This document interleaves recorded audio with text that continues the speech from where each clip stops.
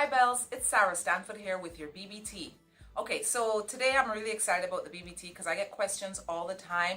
Sarah, how do I do up the corset? I want to make sure I'm really nice and tight, and sometimes I see ladies and I can tell that the corset hasn't been done as nice and snug as it should be. So I want to show you ladies now, especially for the bridesmaids and mummies and those that are going to be helping the bride get dressed, how to do a corseted gown properly. So here we have a really nice satin corseted gown with some beaded straps. First of all, a corset is going to come with a couple of things.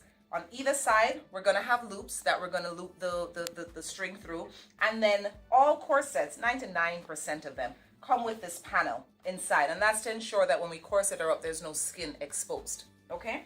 So every corset is attached on one side, stitched in. And then there's usually a snap on the other side where you then can snap it to hold it in place. Now, I always suggest that we don't snap this in the beginning, because 90% of the times when you get ready to corset a girl in and it gets tighter, this panel is going to move past where this little snap button is. So the snap, a good amount of times, actually becomes irrelevant or pointless. So let's get started. So the corset is going to come with a string, and we're going to lace it through. We always start at the top first. So we go through the first loop, come all the way over to the second loop. Doesn't matter which one you do first, left or right-handed. And then we make sure the string is nice and even, right? Once we've done that, now while we're doing this, the bride now has a dress on and she's holding it in place. We have straps here to hold this one in place, but she will hold it in place. So now you're going to take the right part of the string and loop it through the second loop and pull it. And you can straighten up the string as you go along. And then now you take the string on the left and you loop it through the right. And as you go, you fix it and adjust it. We don't start tightening it on the bride yet. So then we go to the loop number 3 and we keep going all the way down.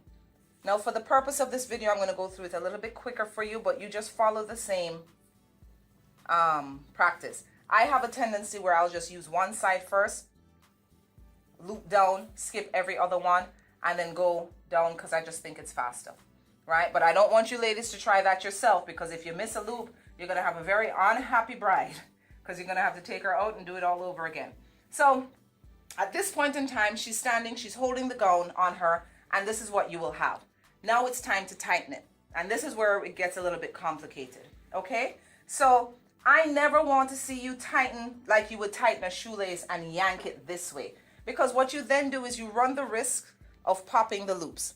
And if you pop the loops on the wedding day, somebody's gonna have to break out the sewing kit and it's not gonna be a fun time for the bride. So instead, what we do is we put our fingers underneath the first set of strings, and we don't pull out this way, we pull out this way. Okay? And you'll see it start to come in. And then you hold it, you go down to the second one, and you pull again.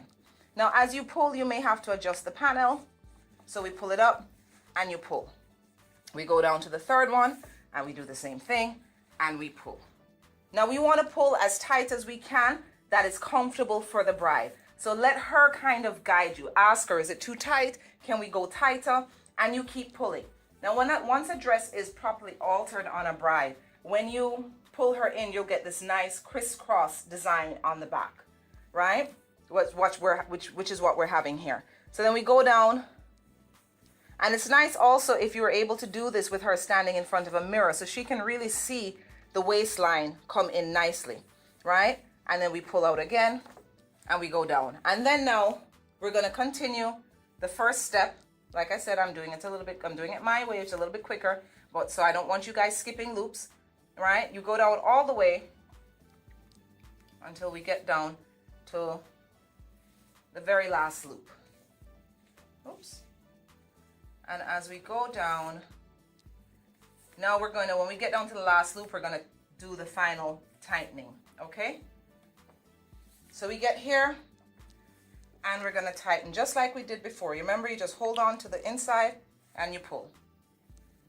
And then you go down and you pull until you get all the way down to the bottom, right? Now, depending on the size of the girl, this mannequin is a very small size. I think she's a size 4. The crisscross would be a little bit wider. So when we get down to the edge, what we need to do is tie it off, right? Now, sometimes I've seen where people have tied it in a bow. I don't like that because it just takes away from the elegance of the gown. So you can just tie it off in a knot, right? And then what I do is I roll it around my fingers, right? There's always a little opening right here with a corseted gown, okay? And then what I do, and you ask the bride to forgive you for violating her, and you go ahead and you just stick that string under. What will happen is she'll find that she'll feel the string fall down the back of her leg, and that's fine. Now, sometimes the strings can be a little bit long, so you might want to go under the dress and tie the string up so she's not tripping on it, right? But for the most part, the string should be fine. So you lay it, and then that way everything lays flat. You get the nice crisscross, and she gets a nice shape. Okay, so I hope this was helpful. You guys just day before the wedding, get a refresher course, come look at it, make sure you understand everything, and that way we'll ensure that the bride will not only look beautiful, but she'll also feel beautiful because she'll be nicely cinched in and hot and sexy. All right, so thank you so much for taking the time to watch our BBT, and have a wonderful day, and as always, make it blissful.